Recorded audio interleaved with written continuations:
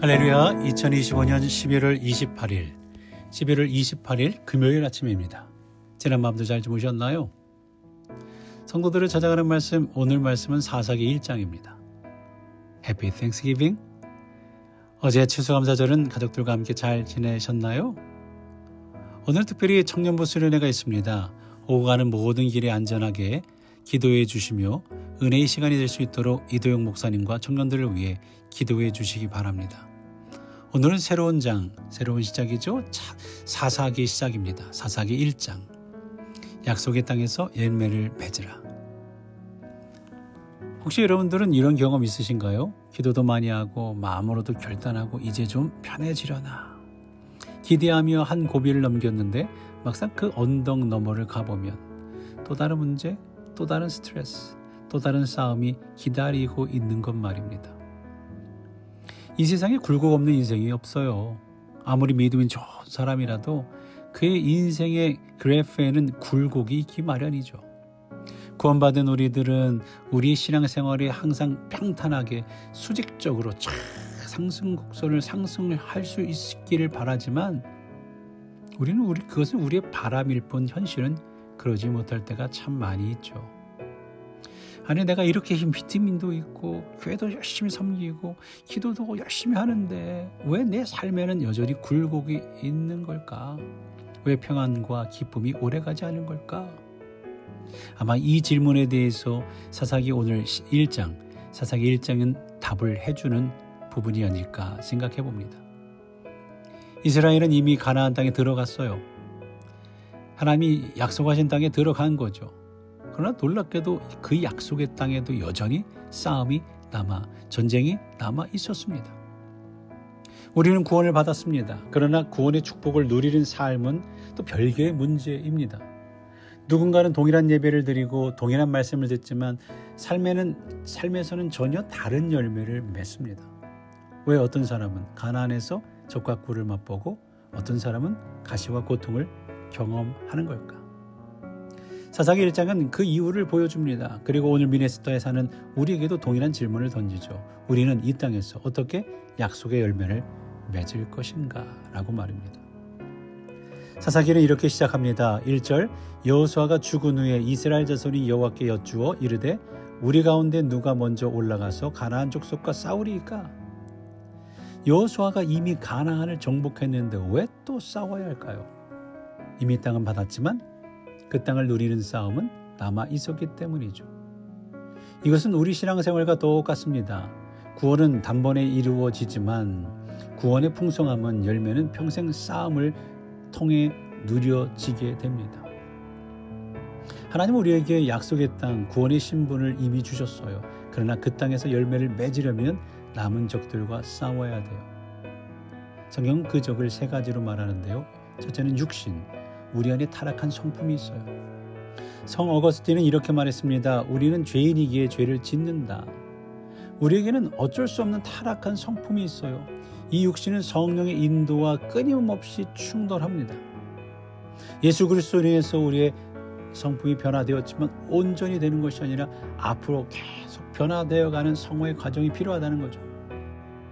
또한 두 번째로 세상입니다. 세상. 성경은 그 적을 세상이라고 말합니다. 그 세상은 잘못된 가치관이죠. 요한일서 2장 15절 16절에 이 세상에 있는 것들을 사랑하지 말라. 누구든지 세상을 사랑하면 아버지의 사랑이 그 안에 있지 아니하니 이는 세상에 있는 모든 것이 육신의 정욕과 안목의 정욕과 이생의 자랑이니 다 아버지께로부터 온 것이 아니요 세상으로부터 온 것이다. 돈이면 된다. 즐기면 된다. 다들 그렇게 산다. 이런 가치관이 우리를 미끄러지게 할 수 있다는 거예요. 그리고 세 번째는 사탄입니다. 분열시키고 넘어뜨리는 존재죠. 악한 영이죠. 우는 사자처럼 틈을 찾아다니죠. 가나안의 적들이 이스라엘을 괴롭히는 것처럼 우리의 적들도 구원의 기쁨을 자꾸 빼앗으려고 합니다.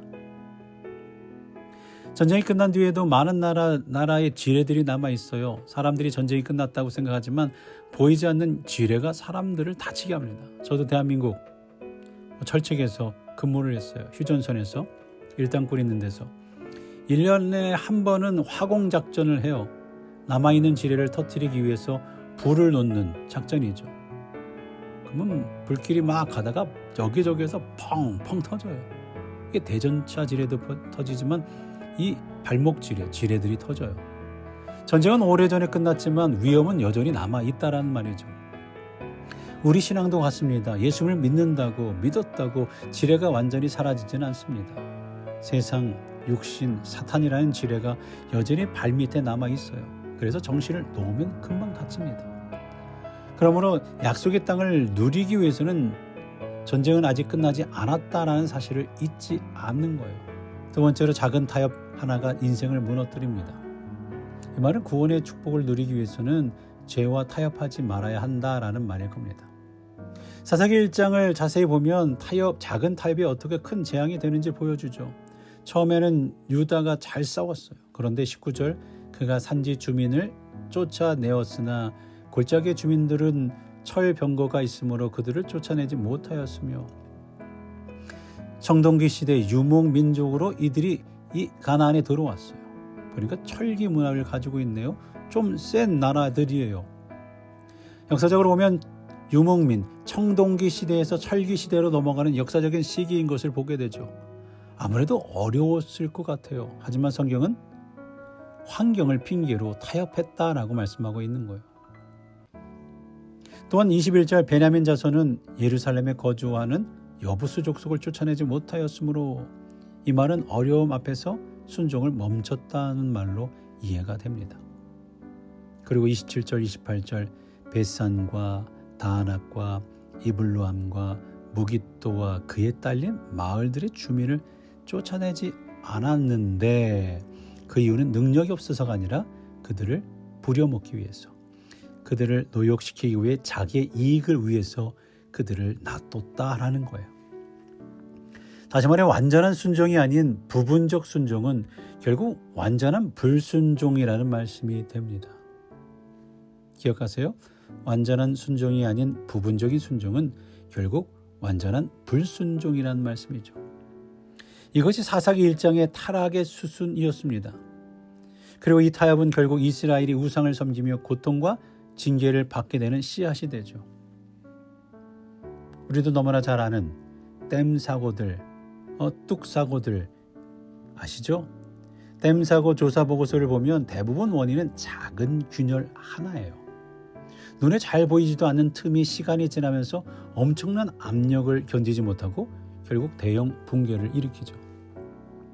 죄도 마찬가지입니다. 처음에는 이 정도는 괜찮겠지. 이것쯤이야. 하지만 작은 균열이 결국 인생의 댐을 무너뜨립니다. 조금만 봐주자. 조금만 타협하자. 그 작은 타협이 약속의 땅을 잃게 했습니다. 약속의 땅에 들어왔다고 열매가 저절로 생기지는 않습니다. 고생 끝 행복 시작?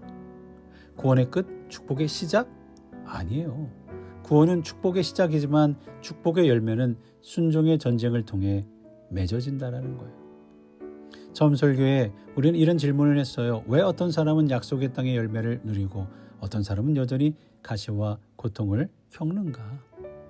사사기 1장은 우리에게 이렇게 말합니다. 약속의 땅에서 싸움은 계속됩니다. 약속의 땅에서도 싸움은 계속됩니다. 영적 전쟁을 멈추면 적은 다시 세력을 얻게 됩니다. 우리의 빈 공간을 악으로 메워갈 수 있다는 거죠. 또한 작은 타협이 약속의 땅을 무너뜨립니다. 부분적 순종은 사실 부분적 불순종임을, 완전한 불순종임을 기억해야 합니다라는 말씀이에요. 또한 하나님의 말씀 위에 세운 삶만이 열매를 맺습니다. 말씀에 순종할 때 약속의 땅에서 적과 꿀을 맛보게 됩니다. 우리는 이미 구원을 받았고 약속의 땅인 가나안에 들어왔어요. 그러나 여기에 머물러서는 안 돼요. 이 땅에서 열매 맺는 신앙, 미네소타의 땅에서 하나님의 축복을 누리는 신앙이 필요한 것입니다. 오늘 나는 어떤 적과 싸우고 있습니까? 나는 어떤 작은 죄와 타협을 하려고 하고 있습니까? 나는 약속의 땅에서 열매를 맺고 있습니까? 이것을 한번 생각하며 오늘도 내 마음을 들어보고 돌아보는 그런 시간 가운데 다 함께 기도하도록 하겠습니다. 할렐루야. 하나님, 우리는 이미 약속의 땅에 들어온 백성입니다. 그러나 그곳에서 열매를 맺기 위해서는 남은 전쟁을 싸우며 작은 타협 하나도 행하지 않는 온전한 순종이 필요함을 깨닫게 됩니다. 우리 공동체가 이 땅 미네소타에서 약속의 땅의 열매, 평강과 기쁨과 성령의 역사를 풍성하게 누리는 공동체가 될 수 있도록 주님 도와 주시옵소서. 오늘도 우리의 약속을 쫓아 살아갑니다. 약속 가운데 역사하시는 하나님을 믿으며 그 약속을 이루어가는 기쁨을 누리는 아름다운 열매 맺는 미네소타 한인연합 감리교회 되도록 축복하여 주옵소서. 감사하며 우리의 생명 되신 예수 그리스도의 이름으로 기도하옵나이다. 아멘.